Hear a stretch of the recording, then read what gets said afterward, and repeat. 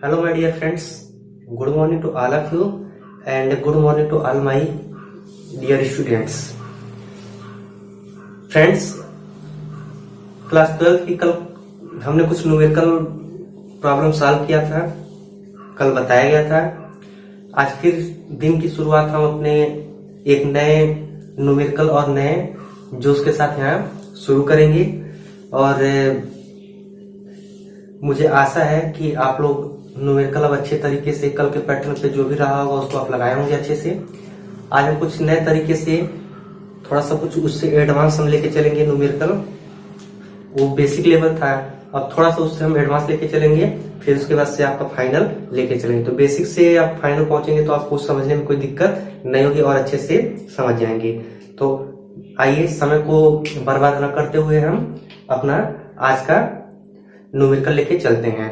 तो जैसा कि कल मैंने आपको बोला था कि एक तरफ मैं क्वेश्चन को लिख दे रहा हूँ, दूसरी तरफ हम क्वेश्चन पढ़ते चलेंगे और सॉल्व करते चलेंगे और आप लोग राइट डाउन करते चलिए। क्योंकि अब न्यूमेरिकल का पीडीएफ बना के सॉल्व करके देना अच्छा नहीं है, मतलब अच्छा भी नहीं लग रहा, थोड़ा सा टाइम टेकन भी मेरे लिए हो जा रहा है। तो उसको हम यहाँ पे लिख दे रहे हैं क्वेश्चन आप वीडियो को पॉज करके लिखते रहिएगा। सोल्यूशन को आपको 1 से 2 मिनट का टाइम हम देते रहेंगे, आप उसको लिखते रहिएगा वीडियो पॉज करके। तो आइए अब हम शुरू करते हैं। तो क्वेश्चन हम एक तरफ का लिखते हैं। मैंने ब्लैक बोर्ड पे क्वेश्चन लिख दिए हैं 1 2 3 4 5 6 7, यानी 7 क्वेश्चन लिखे गए हैं।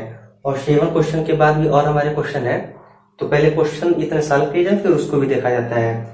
तो आइए शुरू करते हैं। देखिए इसमें पहला और दूसरा क्वेश्चन जो है वो सेम एक ही टाइप्स के हैं। तो एक मैं इसमें से बता दे रहा हूँ, दूसरा आप सेल्फ करिएगा जरूर, भूलिएगा मत।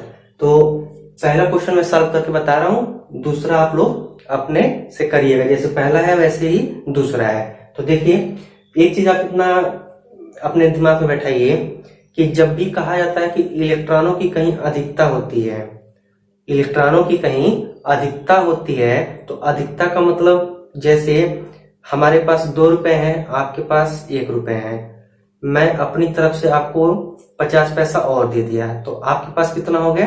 1.5 रुपया हो गया। यानी पहले आपके पास कितना था? 1 रुपया था, अब कितना हो गया? 1.5 रुपया।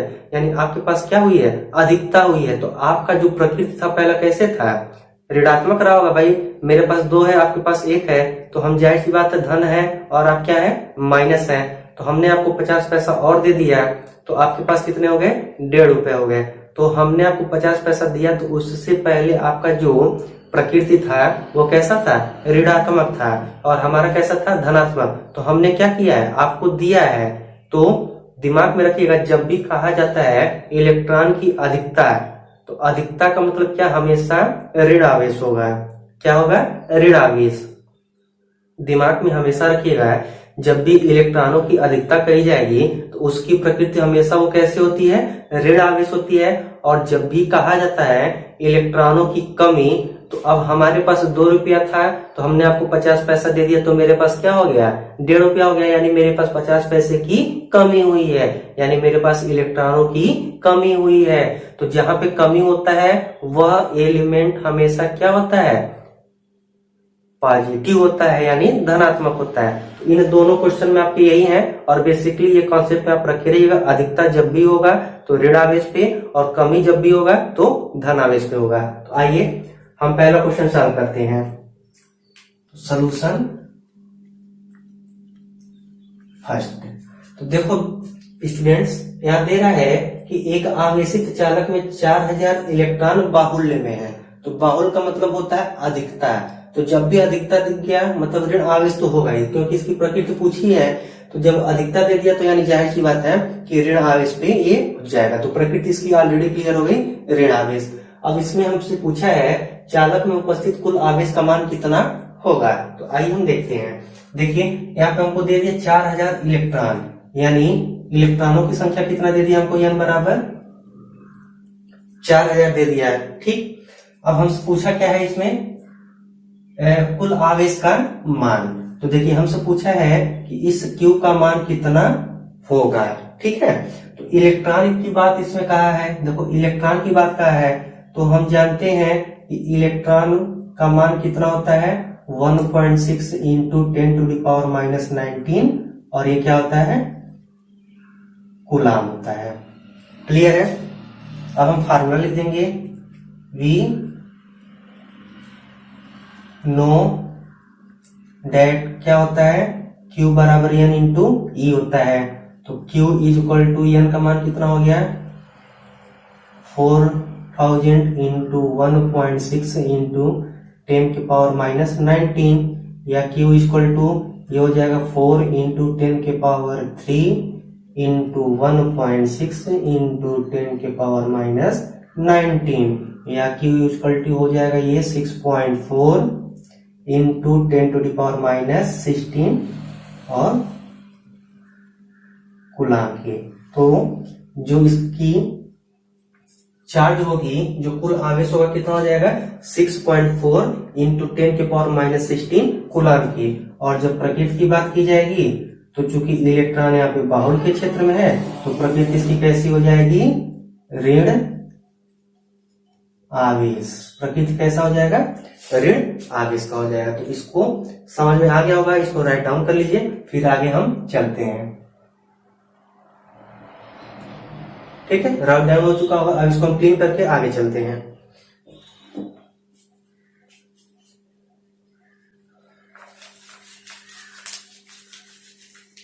तो घबराने की जरूरत नहीं है बेटा, आप लोग बहुत आराम से कर सकते हैं। बस धैर्य बना के एक एक फार्मूला को दिमाग में रखे रहिए, आप लोग बहुत इजीली सारे न्यूमेरिकल को कर लेंगे। किसी भी चैप्टर का कोई सा भी न्यूमेरिकल हो बहुत इजी आप कर लेंगे।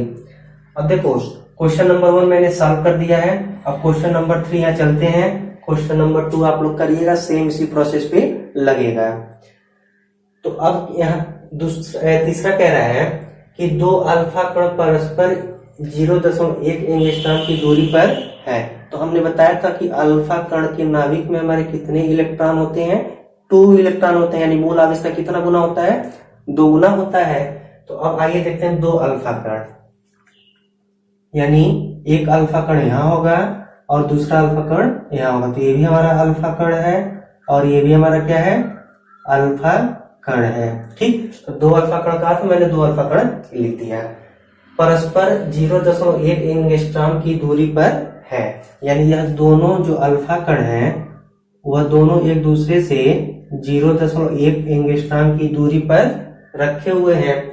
कहता है उनके बीच कार्यरत वैद्युत प्रतिकर्षण बल गुरुत्वाकर्षण बल से कितने गुना है। तो अब इन पे पूछा है कि जो वैद्युत बल होगा वह वैद्युत बल गुरुत्वाकर्षण बल से कितना गुना होगा। तो यानी हमको यहाँ पे 2 फार्मूला अप्लाई करना है और दोनों पे निकालना है। पहला क्या कहता है कि प्रतिकर्षण वैद्युत बल निकालना है और दूसरा गुरुत्वाकर्षण बल निकालना है, और दोनों की तुलना कर देंगे तो हम देख लेंगे कि कौन कितने से कितना गुना अधिक है। तो पहले इतना चीज आपको समझ में आया होगा।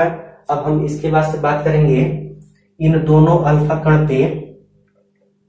तो अभी आप लिखेंगे, यहां मैं लिख देता हूं गिवन, मैं फिगर इरेज कर देता हूं, थोड़ा सा जगह बच जाएगा तो इजी वे में हो जाएगा। ठीक है, ये फिगर समझ में आ गया होगा। तो अब हम लिखेंगे यहाँ पे कि अल्फा बराबर कितना हो जाएगा, 2 टाइम्स ऑफ इलेक्ट्रॉन, यानी तो यहाँ पे हम अल्फा 1 कर दे रहे हैं। तो 2 इंटू 1.6 इंटू 10⁻⁻19 यानी 3.2 इंटू 10⁻⁻19 और क्या हो जाएगा, ये अल्फा कण हो जाएगा तो कूलाम हो जाएगा। ठीक है, तो ये हमारा क्या हो गया, अल्फा 1 हो गया। अब फिर हम बात करेंगे यहाँ से अल्फा 2, क्योंकि 2 हमारे थे ना भाई, एक अल्फा यहाँ था दूसरा अल्फा यहाँ था, तो इसको हम अल्फा 1 मान लिए, इसको अल्फा 2 मान लिए। तो अल्फा 1 के लिए हमने निकाला इतना, तो अल्फा 2 के लिए भी सेम हो जाएगा 2 इलेक्ट्रॉन, यानी 3.2 इंटू 10⁻⁻19 कूलाम हो जाएगा। क्लियर है। अब हमको इनके बीच का डिस्टेंस दे दिया है, यानी R का मान दे दिया है 0.1 एंगस्ट्रॉम। तो यहाँ लिख देंगे कि 1 angstrom is equal to 10⁻⁻10 metre के होता है। तो अब यहाँ से हो जाएगा R is equal to 0.1 into 10⁻⁻10 metre में आ जाएगा। तो R इज इक्वल टू हो जाएगा ये 10⁻11 मीटर के। तो इसको जब हम चेंज करेंगे तो 10 से गुणा और 10 से भाग करेंगे, तो 10 से भाग करेंगे तो 10 के पावर -1 हो जाएगा। तो आधार क्या होता है, बराबर होता है तो घाट जुड़ जाता है, तो -10 में और -1 जुटेगा, कितना हो जाएगा, -11। तो यानी इन दोनों के बीच का जो हमारा यहाँ दिया था, इसको हम α1 मान लिए, इसको α2, और इनके बीच का डिस्टेंस कितना आ गया, 10 के पावर -11 मीटर आ गया। और अल्फा कण का हमने मान यहाँ पे निकाल लिया है। अब हमसे कहता है पहला क्या निकालना है, इसमें वैद्युत बल का मान। तो अब लिखेंगे V नो दैट। अब हम क्या जानते हैं कि वैद्युत बल F = क्या होता है, 1/4πε0 Q1 Q2 बाय क्या होता है, R² होता है।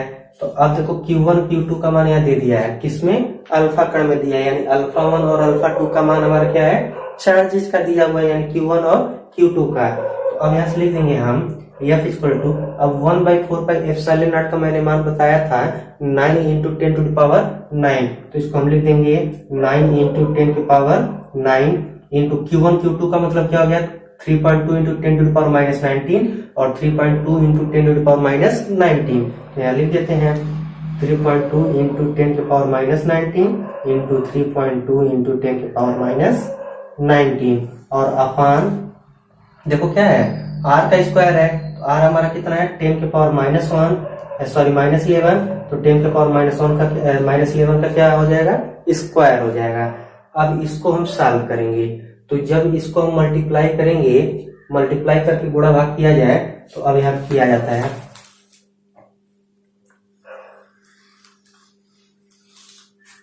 देखो अब यहाँ से हम गुणा करेंगे, तो F = 92.16 इंटू 10⁻29 इंटू, देखो जब पावर के ऊपर पावर होता है तो मल्टीप्लाई हो जाता है।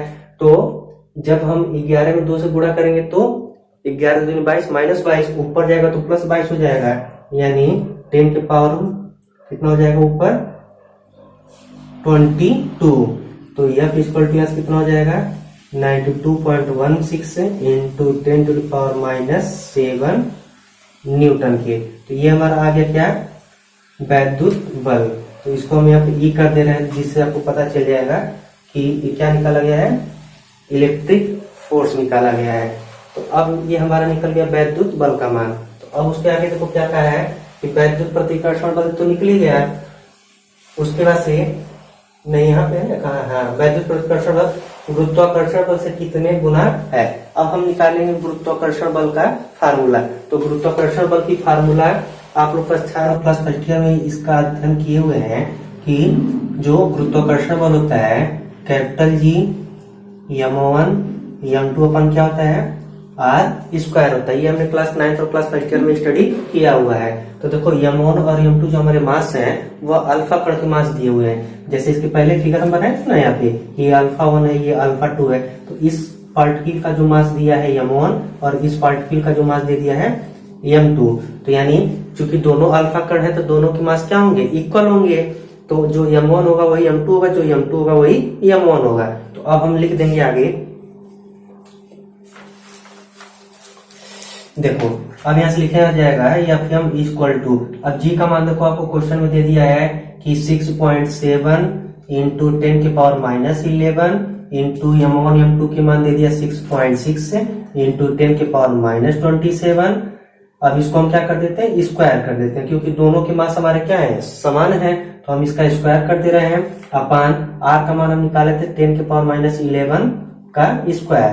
तो Fm = अब ये हो जाए 6.7 इंटू 10⁻11 इंटू 6.6 इंटू 6.6 इंटू, जब पावर पे पावर होता है तो मल्टीप्लाई हो जाता है, तो 10⁻54 अपान ये हो जाएगा 10⁻22। तो Fm = अब इनका हम मल्टीप्लाई आ गया हमारा 291.852 इंटू, अब देखो यहाँ पे जब पावर सेम होते हैं, बेस इक्वल होते हैं तो पावर क्या होते हैं, ऐड हो जाते हैं। तो -1 -11 में -54 जोड़ेंगे तो 10⁻65 और यह जब ऊपर जाएगा तो 10⁻+22। तो Fm = ये हो जाएगा 291.852 इंटू, अब ये हो जाएगा 65 माइनस 22 हो जाएगा ये 10 के पावर माइनस 43। देखो 54, 55 पैसे 65 और ये चला जाएगा तो कितना 43, तो कितना आ गया इतना न्यूटन। क्लियर है। अब हमसे पूछा था कि जो प्रतिकर्षण वैद्युत बल है वह गुरुत्वाकर्षण बल का कितना गुना होगा। तो अब हम क्या करेंगे,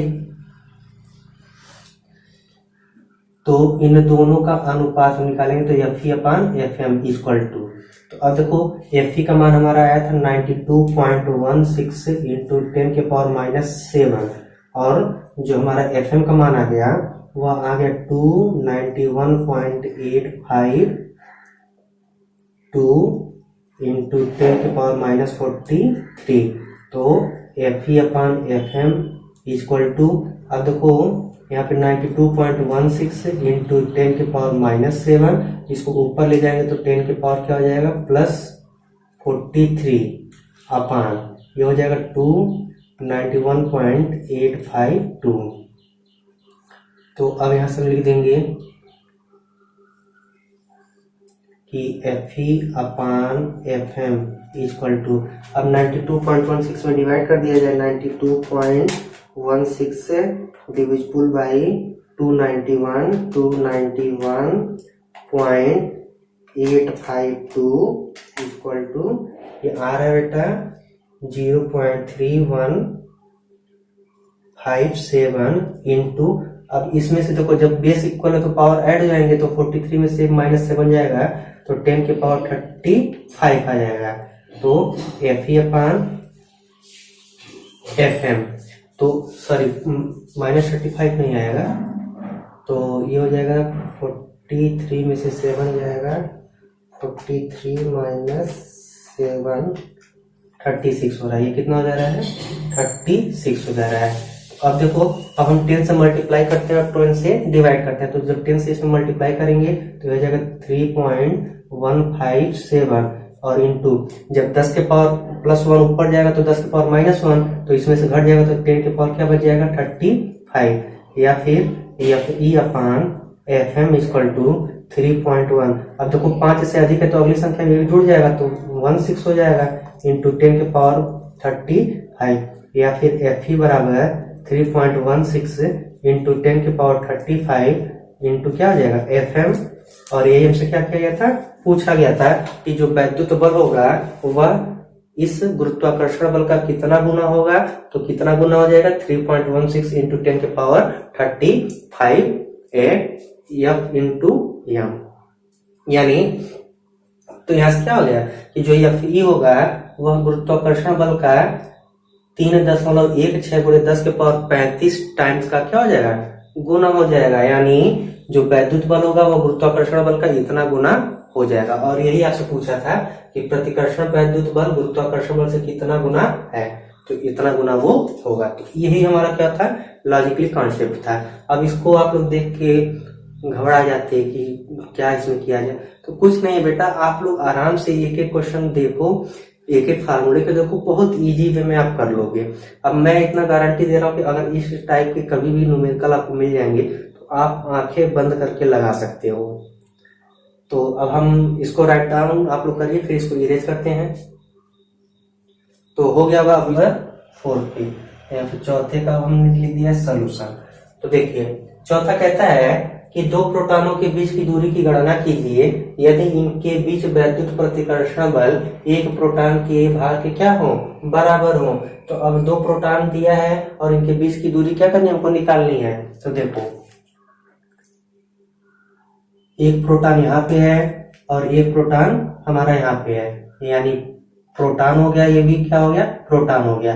अब कहता है कि इन दोनों प्रोटॉनों के बीच की दूरी मान लेते हैं क्या है, r है, और इसी r का मान क्या करना है, हमको फाइंड आउट करना है कि इस r का मान क्या होगा जो दोनों प्रोटॉनों के बीच हम डिस्टेंस रहे वह डिस्टेंस कितना होगा।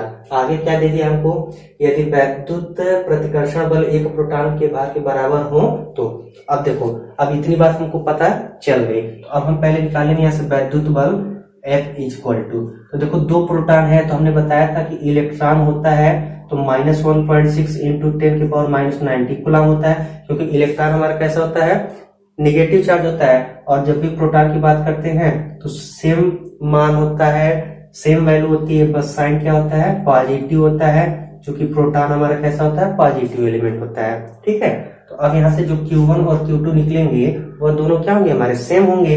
तो अब हम निकालते हैं यहाँ से, देखो F equal to 1/4πε0 into Q1, Q2 का क्या हो जाएगा, R स्क्वायर हो जाएगा। F इक्वल टू, अब देखो बेटा, अब हमसे क्या दिया है कि दूरी की गणना कीजिए यदि इनके बीच वैद्युत प्रतिकर्षण बल एक प्रोटॉन के भार के क्या हो, बराबर हो। तो अब हम आगे लिखते हैं, देखो 1/4πε अब इसका मान हम रख देते हैं, इसका मान हो जाता है 9 इंटू 10⁹9 इंटू, अब Q1 Q2 क्या है बेटा, पहला प्रोटॉन है और दूसरा प्रोटॉन है, तो जब प्रोटॉन का मान सेम ही होता है तो यहाँ पे हम लिख देते हैं 1.6 इंटू 10⁻19 और इसका हम स्क्वायर कर देते हैं। तो स्क्वायर का मतलब दो चार्जेज हो गए अपान आर का मान क्या करना है, हमको फाइंड आउट करना है। क्लियर है, तो ये हमारा क्या निकल गया, वैद्युत बल। अब आगे देखो क्या है, इसमें एक पार्ट इसमें जोड़ा है, कहा ये है कि एक प्रोटॉन के भार के बराबर हो, क्या हो, यदि इनके बीच वैद्युत बल, यानी इन दोनों प्रोटॉनों के बीच यह जो वैद्युत बल लगता है यह एक प्रोटॉन के भार के क्या हो, बराबर हो। तो देखो दोनों प्रोटॉनों की हमने वैद्युत बल निकाल दिया, F इक्वल टू इतना। अब कहता है इन दोनों प्रोटॉनों में से एक प्रोटॉन के भार के यह वैद्युत बल क्या होता है, बराबर हो जाता है। तो अब प्रश्नानुसार, प्रश्न में जैसे कहा है वैसे हम चलेंगे। तो प्रश्नानुसार तो कहता है यह वैद्युत बल किसी एक आवेश के भार के क्या रहता है, बराबर होता है।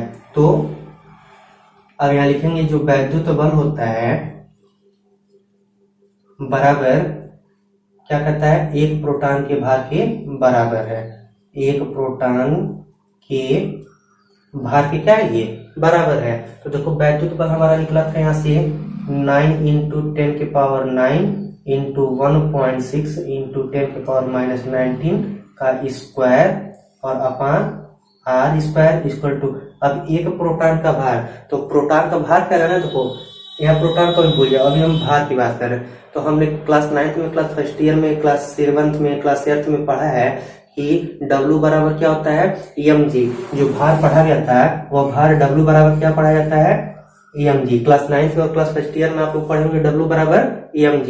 तो यहाँ पे m क्या है, द्रव्यमान, और g क्या है, गुरुत्वीय त्वरण है।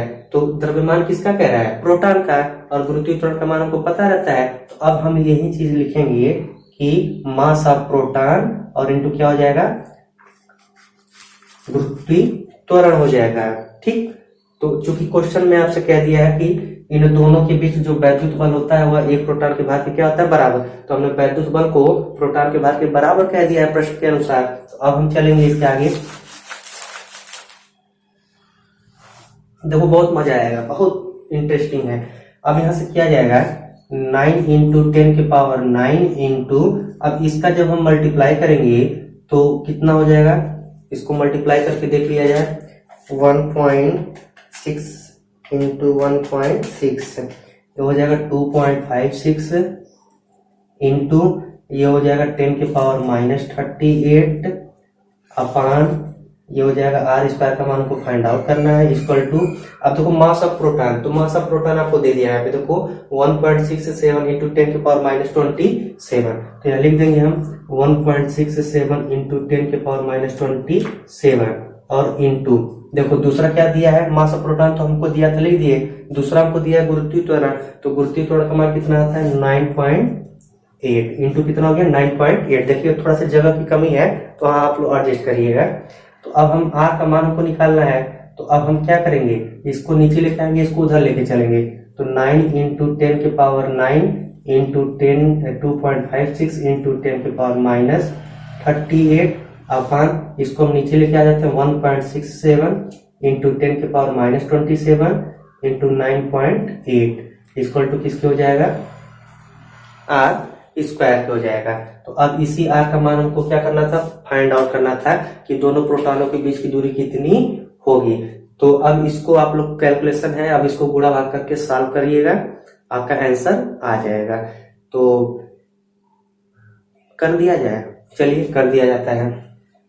तो देखिए अब जो हो जाएगा, अब मल्टीप्लाई किया जाएगा 2.56 इंटू 9 का, तो ये हो जाएगा 23.04 इंटू ये हो जाएगा 10 के पावर -29 अपान, अब इसका हम मल्टीप्लाई करते हैं 1.67 इंटू 9.8, तो आ रहा है 60.366 इंटू 10 के पावर -27 इक्वल टू क्या हो जाएगा, r स्क्वायर हो जाएगा।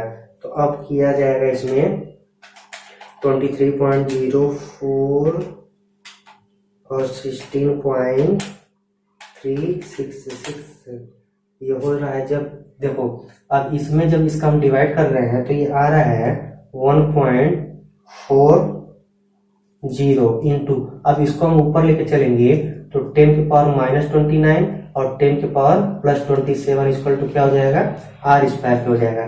तो अब यहाँ से हो जाएगा 1.40 इंटू इसको जब हम करेंगे तो 10 के पावर -2 इक्वल टू क्या हो जाएगा, r स्क्वायर हो जाएगा। ठीक है, अब हमको r का मान यहाँ से क्या करना था, कैलकुलेट करना था। तो r इक्वल टू कितना हो जाएगा, अंडर रूट में 1.40 इंटू 10 के पावर -2 हो जाएगा, क्योंकि जब इधर का स्क्वायर हटेगा तो इधर क्या आ जाएगा, अंडर रूट लग जाएगा। तो अब इसको हम क्या करेंगे, सॉल्व जाएगा। तो अब यहाँ पे आ जाएगा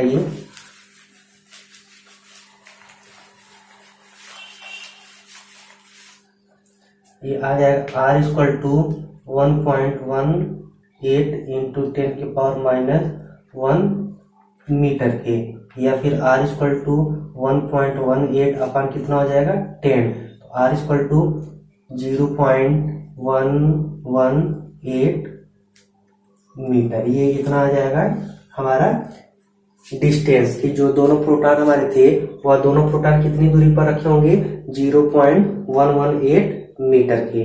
तो ये हमसे पूछा था दोनों प्रोटॉन के बीच की दूरी। तो जैसे कहा है वैसे हमने किया है, तो घबराने की बिल्कुल नहीं जरूरत है बेटा, आप लोग बहुत अच्छे से आराम से अच्छे से करोगे। तो अब इसको राइट डाउन करिए, फिर अब अगला क्वेश्चन चलते हैं नंबर 5 पे। तो क्वेश्चन नंबर 5 देखिए, क्वेश्चन नंबर 5 बहुत इजी है, क्वेश्चन देख के घबराइएगा नहीं।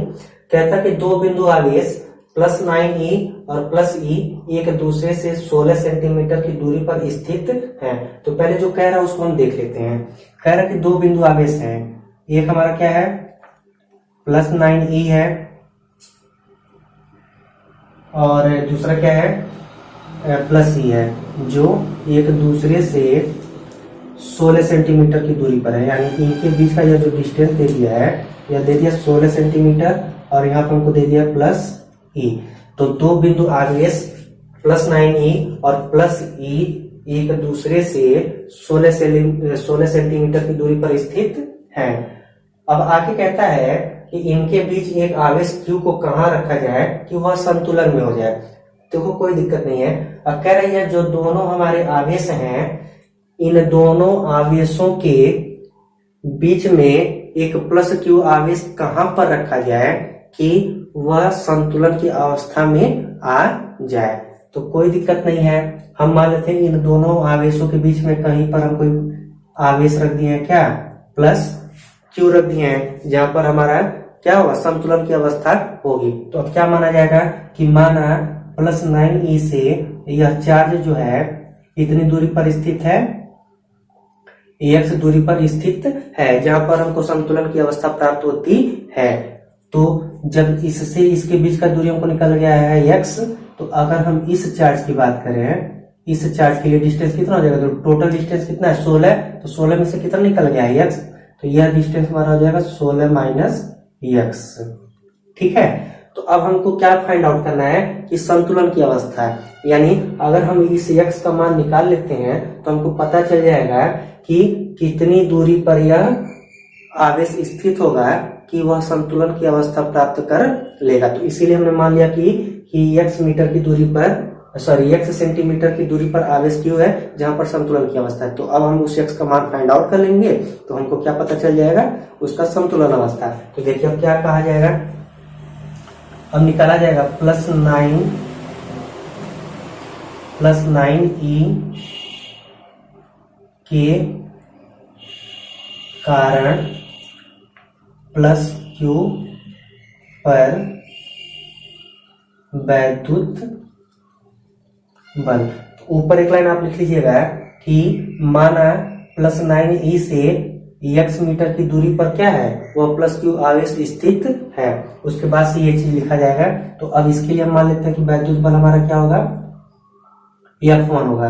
तो देखो अब दोनों हमारे क्या है, धनात्मक चार्ज है, पॉजिटिव चार्ज है। तो यह एक दूसरे को क्या करेंगे, रिपल्स करेंगे, यानी एक दूसरे को प्रतिकर्षित करेंगे। तो इसके लिए जो हमारा फोर्स होगा यहाँ कहीं होगा F1 और इसके लिए हमारा जो फोर्स होगा F2, यानी दोनों एक दूसरे को प्रतिकर्षित कर रहे हैं। तो +9e के लिए हमारा F1 और +e के लिए हमारा F2 है। तो F1 = 9 × 10 की पावर 9। अब सीधा मान रख दे रहे हैं 1/4πε0 का। तो 9 × 10⁹ × Q1 बाई क्या होता है R²। तो 9 × 10 की पावर 9 × Q1 Q2 का मान देखो, एक का मान हमको दे दिया 9e और दूसरे का मान दे दिया है +q अपन R का मान। अब इन दोनों के बीच देखो डिस्टेंस क्या है, x है, तो x का क्या हो जाएगा, स्क्वायर हो जाएगा। ये हमारा हो जाएगा F1। अब इसी प्रकार से हम निकाल देंगे कि +e के कारण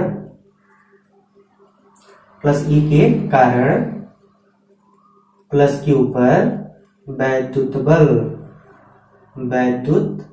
बल। तो अब +e के लिए हमारा वैद्युत बल क्या है, F2 है। तो F2 = क्या हो जाएगा, 9 × 10 की पावर 9 इंटू देखो Q1 Q2 होता है। तो Q1 का मान यहाँ पे क्या है +e और Q2 का मान +q है। अपन अब इनके बीच का डिस्टेंस क्या है 16 - x। तो 16 - x का क्या हो जाएगा, स्क्वायर हो जाएगा। ठीक है। अब क्वेश्चन में आपसे कह दिया है कि यह दोनों बिंदु आवेश एक दूसरे से 16 सेंटीमीटर की दूरी पर हैं और Q को कहां पर रखा जाए कि वह संतुलन में हो जाए। तो अब हम मान लेते हैं कि इस पॉइंट Q पर हम संतुलन की अवस्था माने थे। तो जब संतुलन की अवस्था कहता है यानी दोनों बल एक दूसरे के विपरीत हैं, लेकिन संतुलन की अवस्था कह दिया है, तो यह दोनों बल एक दूसरे के क्या होंगे, बराबर होंगे। विपरीत तो होंगे लेकिन क्या होंगे, एक दूसरे के बराबर होंगे। क्यों, क्योंकि संतुलन की अवस्था क्या कहता है कि अगर कोई कह देता है कि 6 = 6, इसको हम क्या कहेंगे, तो इसको हम कह देंगे कि यह जो मान है यह संतुलन की अवस्था में है। कैसे है, अगर 6 को 6 देखेंगे तो इधर भी 6 है, इधर भी 6 है, यानी 6 रुपया यहाँ पे भी है और 6 रुपया यहाँ पे भी है। तो दोनों क्या है, बराबर की अवस्था में है। तो अब यही चीज हम यहाँ अप्लाई कर देंगे कि बल तो दोनों एक दूसरे के विपरीत हैं, लेकिन संतुलन की अवस्था में यह एक दूसरे के बराबर होते हैं। तो यहाँ पे हम लिखेंगे Fm = F2 के। ठीक है। तो अब F1 का मान देखो कितना है, 9 × 10 की पावर 9 × 9e × q अपान x² इसका मान कितना हो गया, 9 × 10 की पावर 9 × e × q और अपान 16 - x का स्क्वायर। संतुलन की अवस्था में दोनों बल एक दूसरे के बराबर हो गए। तो देखो 9 से ये कैंसिल हो गया, q से q कैंसिल हो गया, e से e कैंसिल हो गया। तो अब हम इसको सॉल्व कर देते हैं। तिर्यक गुणा कर दिया जाए, इसका गुणा इधर करेंगे तो 9 × 16 - x का स्क्वायर देखो 9 यहाँ बचा हुआ है। अब इसका गुणा इधर कर देंगे, इधर कुछ नहीं बचा है, तो क्या हो जाएगा, x का स्क्वायर। तो देखो यह a - b के स्क्वायर से दिख रहा होगा। या फिर सिंपल सा एक काम कर सकते हो कि दोनों पक्षों का हम क्या ले लें, वर्गमूल लेना है। तो जब वर्गमूल लेंगे तो वर्गमूल लेने पर तो वर्गमूल लेंगे तो इधर हो जाएगा अंडर रूट में 9 इंटू 16 माइनस एक्स का square equal to under root में एक्स का स्क्वायर। तो अब देखो, अब इसको जब 9 को हम अंडर रूट से बाहर करेंगे तो क्या हो जाएगा 3 हो जाएगा, और जब 16 माइनस एक्स के स्क्वायर को हम अंडर रूट से बाहर करेंगे तो एक कैंसिल हो जाएगा, तो कितना बच जाएगा 16 minus x equal to x को बाहर करेंगे तो क्या हो जाएगा एक्स हो जाएगा। अब अंदर मल्टीप्लाई कर दो, 48 minus 3x equal to x के, या फिर 48 equal to 3x plus x के, या फिर 48 इक्वल टू 4x के। तो अब x इक्वल टू कितना हो जाएगा 48/4, यानी x इक्वल टू कितना आ गया 12 सेंटीमीटर। तो अब क्या कहता है कि +9, क्योंकि हम शुरू में माने थे ना कि +9e से x दूरी पर वह आवेश की स्थिति है जहां पर संतुलन की अवस्था प्राप्त होती है। तो देखो इस x का मान कितना आया हमारा 12 सेंटीमीटर आया, यानी +9e से 12 सेंटीमीटर की दूरी पर यह बल एक दूसरे को संतुलन की अवस्था प्राप्त कर लेते हैं। तो देखो x का मान यहाँ पे 12 सेंटीमीटर आ गया, और यही x का मान हमसे पूछा गया था। तो फिर से क्या कह रहा है कि दो बिंदु आवेश +9e और +e एक दूसरे से 16 सेंटीमीटर की दूरी पर है। इस को मिलाने वाली रेखा के किस बिंदु पर Q आवेश रखा जाए कि यह संतुलन की अवस्था में हो जाए। तो हम मान लेंगे कि 9e से 1 सेंटीमीटर की दूरी पर वह आवेश Q है जहां पर यह संतुलन की अवस्था प्राप्त होती है। तो दोनों के लिए हम क्या निकाल देंगे, वैद्युत बल निकाल देंगे, F1 और F2। चूंकि संतुलन की अवस्था में है तो संतुलन की अवस्था मतलब दोनों बल एक दूसरे के क्या होंगे, बराबर होंगे।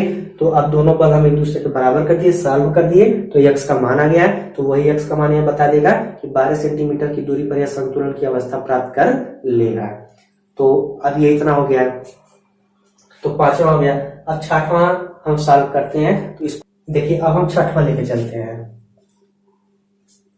देखो 6वां कह रहा है कि दो बिंदु आवेश +5 इंटू 10⁻90 कूलम तथा +10 इंटू 10⁻90 कूलम के परस्पर 1 मीटर दूरी पर है, उनको मिलाने वाली रेखा के किस बिंदु पर वैद्युत क्षेत्र 0 होगा। तो यही चीज है जैसे इसको कहा गया वैसे अब इसमें है, इसमें वैद्युत बल कहा था, अब यहाँ पे इलेक्ट्रिक फील्ड कह रहा है। तो देखो अब कह रहा है कि दो बिंदु आवेश है, एक बिंदु यहाँ पे है और दूसरा बिंदु यहाँ पे है। इस पे जो हमारा चार्ज दे दिया है +5 इंटू 10⁻19, और यहाँ पे दे दिया है +10 इंटू 10⁻19। ठीक है, तो यह दो चार्ज दिया है और दोनों चार्जेस को कह दिया कि यह एक दूसरे की से कितनी मीटर की दूरी पर है, 1 मीटर की दूरी पर दोनों चार्ज स्थित है। अब कहता है कि उनको मिलाने वाली रेखा के किस बिंदु पर वैद्युत क्षेत्र 0 होता है। यानी अब इनको, यह जो रेखा है, इस रेखा को जो मिल रहा है, दोनों चार्जेस को मिला रहा है, अब इस रेखा पर कहां पर हमारा इलेक्ट्रिक फील्ड 0 होगा। तो वहां पे कहा था कि कहां पर वैद्युत बल संतुलन की अवस्था में होती है, और यहाँ पे कह दिया है कि इस रेखा पर वैद्युत क्षेत्र की तीव्रता 0 कहां पर होगी। तो कोई दिक्कत नहीं है, माना कि 5 इंटू 10⁻90 कूलम से x मीटर की दूरी पर हमारा क्या होता है, इलेक्ट्रिक फील्ड इंटेंसिटी क्या हो जाती है, 0 हो जाती है। तो हम इस पॉइंट को मान लेते हैं O। ठीक है, तो यानी इतनी दूरी पर, x दूरी पर इलेक्ट्रिक फील्ड इंटेंसिटी क्या हो जाती है, 0 हो जाती है। अब हम इस x का मान निकाल लेंगे तो हमको पता चल जाएगा कि कितने पे 0 होगा। फिर अब जब यह दूरी हमारी x मान ली गई, टोटल दूरी x है, तो इस चार्ज से इस बिंदु के बीच की दूरी कितनी हो जाएगी, 1 माइनस x हो जाएगी। क्लियर है। अब देखो कहता है कि अब इसके और इसके, तो चूंकि दोनों हमारे क्या हैं, पॉजिटिव एलिमेंट है, तो दोनों के लिए इलेक्ट्रिक फील्ड क्या होगा, देखो एक इलेक्ट्रिक फील्ड और दूसरा इलेक्ट्रिक फील्ड, तो प्लस वाला इलेक्ट्रिक फील्ड अपने से दूर भेजेगा, यानी इधर हमारा क्या हो जाएगा E2 और इधर हमारा क्या हो जाएगा E1। इसके लिए E1, इसके लिए E2। क्लियर है। तो ये चीज हम लोग डेरिवेशन में पढ़े थे। तो अब यहां से हम निकालेंगे गिवन दैट हमको क्या क्या दिया हुआ है। तो देखो अब एक चार्ज हमारा दे दिया Q1 = 5 इंटू 10⁻90 कूलम, Q2 का मान हमको दे दिया 10 इंटू 10⁻⁻19 कूलाम, और जो R1 दे दिया है वह x दे दिया है, R2 हमारा 1 माइनस x। देखो यह डिस्टेंस R1 और यह डिस्टेंस R2 है। क्लियर है? तो अब हम निकालेंगे, पूछा हमसे इस बिंदु O पर कि वैद्युत क्षेत्र की तीव्रता शून्य हो जाती है, ऐसा क्वेश्चन में कहा है, और हमने मान लिया कि उस बिंदु पर वैद्युत क्षेत्र की तीव्रता शून्य हो जाती है। तो हम x का मान निकालेंगे तो हमको पता चल जाएगा कि कितनी दूरी पर होगा। तो अब क्या कहा जाएगा कि Q1 के कारण O पर वैद्युत क्षेत्र की तीव्रता, तो Q1 के कारण वैद्युत क्षेत्र की तीव्रता निकाली जाएगी E1। तो E1 इक्वल टू क्या हो जाएगा, फार्मूला बताया गया था 1/4πε0 इंटू Q/R स्क्वायर, ये फार्मूला बताया गया था। तो Q का मान देखो यहाँ पे दे दिया Q1, तो अब यहाँ हो जाएगा 5 × 10⁻⁻19, और R स्क्वायर होता है तो R का मान देखो इसके लिए दे दिया है x, तो हो जाएगा x का स्क्वायर। ठीक, फिर कहता है कि इसी प्रकार से हम निकाल देंगे Q2 के कारण वैद्युत क्षेत्र की तीव्रता। तो E2 इक्वल टू कितना हो जाएगा 1/4πε0 इंटू, अब Q2 का मान देखो कितना है 10 इंटू 10⁻⁻19 अपन, अब इसके लिए डिस्टेंस क्या है 1 माइनस x का स्क्वायर हो जाएगा। क्लियर है? तो अब कहता है देखो, अब चूंकि इस बिंदु O पर जो हमारी परिणामी वैद्युत क्षेत्र की तीव्रता कह रहा है E इक्वल टू कितना हो जा रहा है, उनको मिलाने वाली रेखा के किसी बिंदु पर वैद्युत क्षेत्र शून्य होगा। तो यहाँ पे वैद्युत क्षेत्र क्या कह रहा है हमारा, शून्य होता है। कब होता है, अब वह हम यहाँ कैलकुलेट करते हैं। देखो E1 और E2 के मान हम निकाल लिए हैं। तो अब क्या कहा जाएगा, चूंकि E1 और E2 एक दूसरे से क्या है, विपरीत है, और इनकी वैद्युत क्षेत्र की तीव्रता क्या कह रहा है, 0 हो जा रही है। तो यानी इक्वल टू क्या थी, E1 माइनस E2 के जब डेरिवेशन करवाया गया था। तो अब कहा जाएगा कि यह इलेक्ट्रिक फील्ड हमारा क्या हो जा रहा है, 0 हो जा रहा है। तो 0 इक्वल टू क्या हो जाएगा, E1 माइनस E2 के। तो इधर हम ट्रांसफर कर देते हैं E2 को, तो क्या हो जाएगा E1 बराबर E2 के। ठीक है, क्योंकि इस बिंदु पर कहा कि वैद्युत क्षेत्र की तीव्रता क्या होती है, 0 हो जाती है। तो किस बिंदु पर होती है हमको ये निकालना है। तो अब उस बिंदु को हम यहाँ पे फाइंड आउट करते हैं। देखो E1 और E2 अब यहाँ से क्या आ गए, बराबर आ गए। तो यहाँ से हम E1 और E2 के मान निकाले, इसको रख देते हैं। तो 1/4πε0 इंटू 5 इंटू 10⁻⁻19 अपन x स्क्वायर इक्वल टू यहाँ से हो जाएगा 1/0 इंटू 10 इंटू 10⁻⁻19 अपन 1 माइनस x का स्क्वायर। तो देखो 1/4π से 1/4πε0 कैंसिल हो जाएगा, और ये 5 2 जा कितना हो जाएगा, 10 हो जाएगा। तो अब क्या बच रहा है, अब हम क्रॉस मल्टीप्लीकेशन करते हैं, इसका इधर और इसका इधर। तो इसका जब इधर करेंगे तो हो जाएगा 1 माइनस x का स्क्वायर और इंटू 10⁻⁻19। ठीक, इसका इधर गुणा कर देंगे इक्वल टू 2x स्क्वायर और इंटू 10 के पावर क्या हो जाएगा, -19 हो जाएगा। क्लियर है? देखो हमने क्रॉस मल्टीप्लीकेशन कर दिया है। तो क्रॉस मल्टीप्लीकेशन करने के बाद हमको इतना फाइंड आउट हुआ है। तो अब हम क्या करेंगे, देखो इधर से 10⁻⁻19 से 10⁻⁻19 में क्या होगा, कैंसिल हो जाएगा। तो क्या बचा, 1 माइनस x का square equal to 2x square. Clear है? अब हम इधर का इरेज करते हैं। तो देखो अब दोनों पक्षों का हम वर्गमूल ले लेंगे। तो वर्गमूल लेने पर जब वर्गमूल लिया जाएगा तो इधर हो जाएगा अंडर रूट में 1 माइनस x का square equal to under root में 2x स्क्वायर हो जाएगा। इसको जब अंडर रूट से बाहर करेंगे तो 1 माइनस x, इसको जब बाहर करेंगे तो x बाहर आ जाएगा और अंदर क्या बच जाएगा, √2 बच जाएगा। 1 minus x equal to x into, अब अंडर रूट 2 का मान रख देंगे 1.414। क्लियर है? तो अब 1 माइनस x इक्वल टू इसका इसमें मल्टीप्लाई कर देंगे 1.14 इंटू x हो जाएगा। अब x को एक तरफ बाकी को एक तरफ, तो 1 इक्वल टू क्या हो जाएगा, x प्लस 1.141x हो जाएगा, या फिर 1 इक्वल टू, अब देखो यहाँ पे, अब यहाँ से अगर हम x कॉमन करते हैं तो अंदर क्या बच जाएगा, 1 प्लस 1.141 यहाँ पे 414 चल रहा है ना, देखिएगा लिखने में इधर उधर हो जा रहा है तो आप देखिएगा। तो कितना हो गया 1.414 हो गया। तो अब इसको जब हम ऐड करेंगे तो ये हो जाएगा 1 = x इंटू 2.414 हो जाएगा। ठीक है, तो x का मान आपको फाइंड आउट करना है, तो x = 1/2.414। क्लियर है। तो अब यहां से हम क्या करेंगे, इसको डिवाइड कर देंगे। तो जब डिवाइड किया जाएगा तो 1 डिवाइडेड बाई 2.414 ये आ रहा है x = 0.414। क्लियर है। मीटर में था, ये कितना हो जाएगा, मीटर हो जाएगा। यानी जो वैद्युत क्षेत्र की तीव्रता होगी वह 5 × 10⁻⁻19 कूलाम से कितनी मीटर दूरी पर होगी, 0.414 मीटर की दूरी पर होगी। तो यानी नीचे लिख देंगे कि +5 × 10⁻90 कूलाम से 0.414 मीटर की दूरी पर वैद्युत क्षेत्र की तीव्रता 0 प्राप्त होगी। क्लियर है।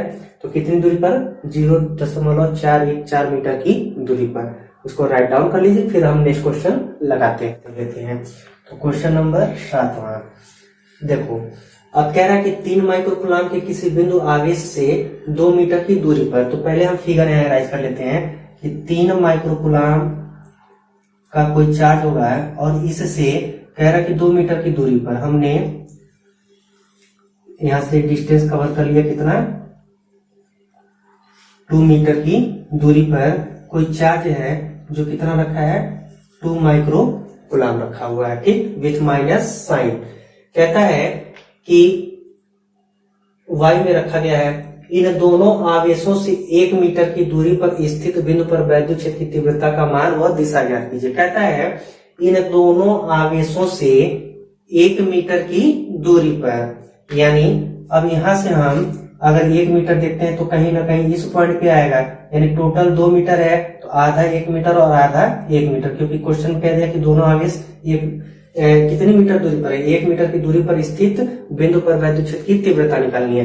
तो अब यह जो डिस्टेंस है यह हमारा हो गया 1 मीटर और यह भी जो डिस्टेंस है यह हमारा हो गया 1 मीटर, क्योंकि इन दोनों आवेशों से 1-1 मीटर की दूरी पर हमारा क्या निकालना है, इलेक्ट्रिक फील्ड इंटेंसिटी E का मान। तो देखो यह माइनस चार्ज है तो सॉरी प्लस चार्ज है, तो प्लस चार्ज के लिए इलेक्ट्रिक फील्ड आगे होगा जिसको हम मान लेते हैं E1। क्लियर है। इसके लिए हमारा क्या हो गया, E1 हो गया। यह अपने से क्या करेगा, दूर भेजेगा। अब यह माइनस चार्ज है, देखो -2 माइक्रोकूलाम है तो यह अपनी ओर खींचेगा, तो इसका यह हो जाएगा E2। यह E2 किसके लिए है, माइनस के लिए। देखो माइनस को अपनी ओर क्या कर रहा है, एट्रैक्ट कर रहा है।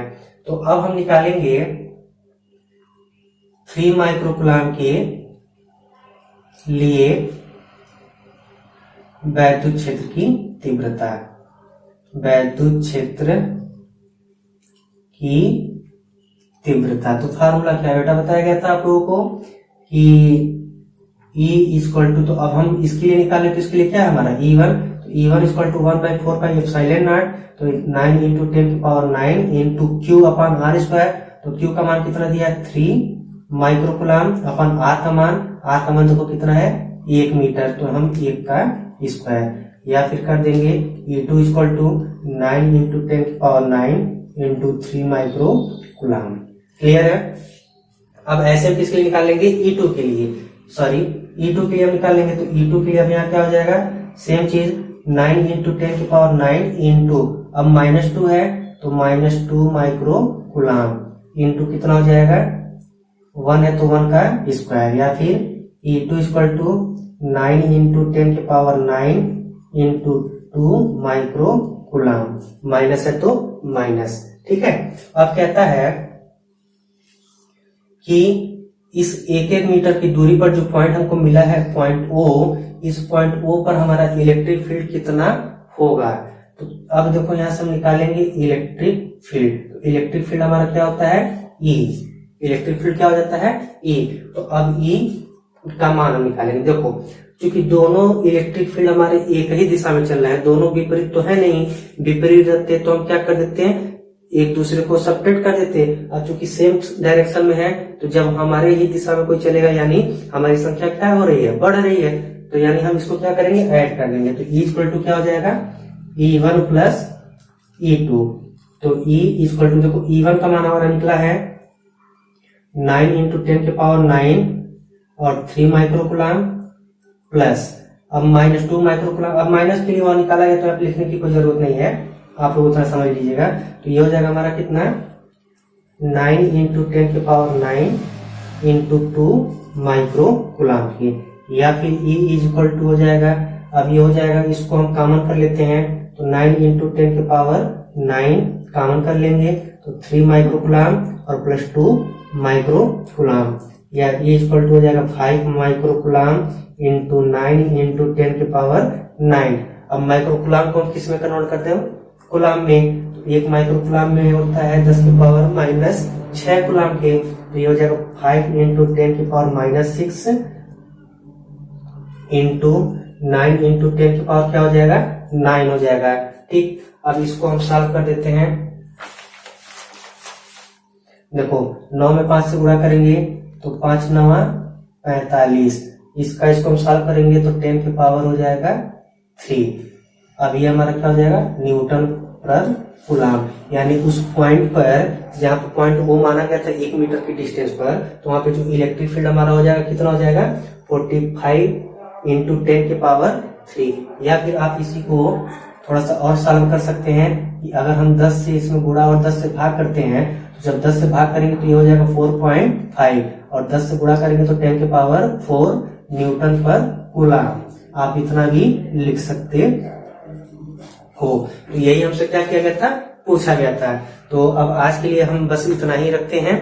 अगर वीडियो थोड़ा सा आज लेंथी हो गया तो आप घबराइएगा नहीं, बिल्कुल आप एक एक चीज को ध्यान से पढ़िएगा, देखिएगा।